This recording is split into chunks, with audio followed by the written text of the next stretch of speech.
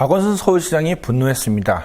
5월 1일 박 시장은 트위터에 대법원의 논리가 가당한가, 50만 원의 상품권을 받고 올바른 결정을 할 수 있는가, 사법정의는 어디로 갔는가라며 1,000원 받아도 처벌, 박원순법 대법원 너무 가혹이라는 뉴스를 링크했습니다.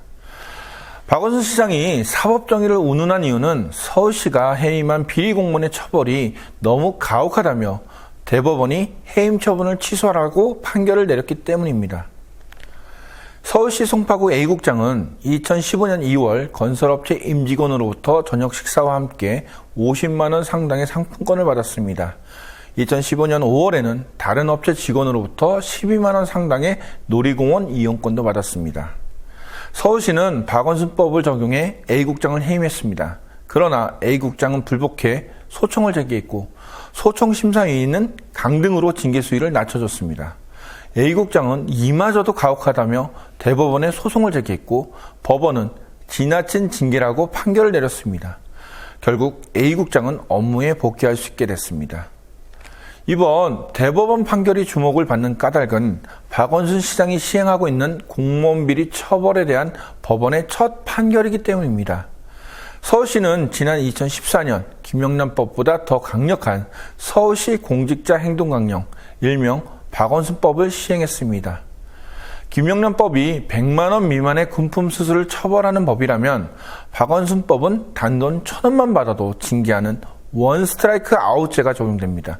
한마디로 공무원이 1,000원짜리 한 장을 한 번이라도 받으면 바로 징계를 받는 무시무시한 처벌입니다. 서울시에는 박원순법이 연장된 시스템이 또 하나 있습니다. 이해충돌 심사입니다. 서울시가 국내 최초로 고위공직자의 보유재산과 직무와의 관련성을 따져보기 위해 상급 이상의 시 간부를 대상으로 이루어지고 있는 제도입니다.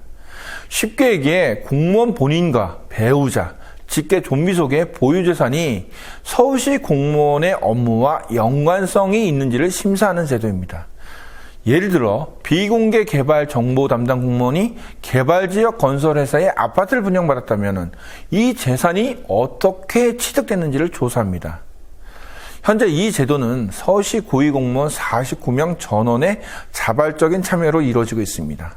공무원이 업무와 관련한 비리를 통한 재산 취득이나 뇌물수수 등을 차단하는 제도는 공무원에게는 가혹할 수 있습니다. 그러나 공무원 비리를 끝까지 추적할 수 있는 아주 효과적인 제도입니다. 박원순법이 시행된 이후 서울시 공무원 비위가 39%가량 감소했습니다. 공무원의 비위 발생 건수는 박원순법 시행 2년 전에는 75건, 시행 1년 전에는 71건이었습니다. 그러나 시행 1년 후에는 43건으로 확 줄어들었습니다. 공무원이 부득이하게 금품을 받았다고 자진신고하는 클린신고센터 접수도 82건에서 124건으로 증가했습니다. 신고하지 않을 경우 원스트라이크 아웃제가 적용돼 중징계를 받을 수 있기 때문에 공무원들이 자발적으로 금품 수수를 신고하고 있는 것입니다. 서울시는 직접적인 공무원 비리를 조사하는 일에 그치지 않고 있습니다. 시민들이 직접 쉽고 편리하게 공직 비리를 신고할 수 있는 원순시 핫라인을 2014년 9월 30일 개설하기도 했습니다. 원순시 핫라인을 통한 공직자 비리 신고는 72건에서 323건으로 증가했습니다. 신설된 가배부당행위 신고는 0건에서 237건으로 공익신고는 38건에서 167건이나 됐습니다. 퇴직 공무원의 특혜도 8건이나 됐고 부정청탁 신고도 5건이나 됐습니다. 서울시는 접수된 740건 중 비리가 의심되는 503건은 발생 경위에 대한 실사조사를 했고 조치를 취하기도 했습니다. 서울시 공무원 1,620명을 대상으로 한 여론조사 결과 89%가 박원순법 시행으로 서울시 공직사의 긴장도가 이전보다 높아졌다라고 응답했습니다. 93%는 박원순법이 공직사의 청렴성 개선에 기여할 것이라고 응답했습니다. 시민 1,000명을 대상으로 벌인 전화 여론조사 결과 응답자 절반 이상이 박원순법을 통한 공직사의 부정부패 척결을 긍정적으로 평가하기도 했습니다. 박원순법 시행 이후 서울시 인사위원회가 원스트라이크 아웃제를 적용한 공무원은 총 3명이었습니다. 이 중 2명은 해임, 1명은 강등 결정이 내려졌습니다. 건설업체 임직원에게 저녁 식사와 50만 원 상품권, 12만 원 상당의 놀이동산 이용권을 받은 A국장은 해임을 받았지만 대법원 판결로 복귀될 예정입니다.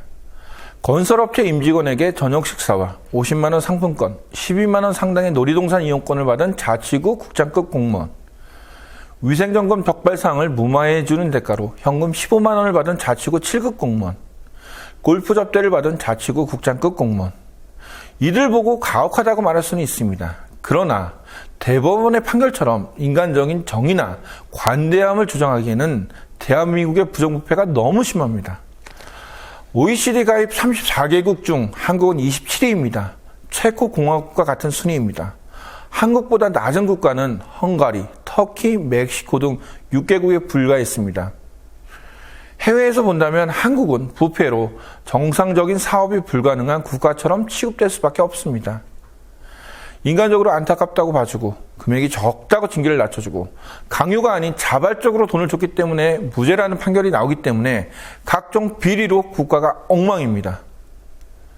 조선왕조 500년 동안 청백리로 인정받은 사람은 단 218명에 불과했습니다.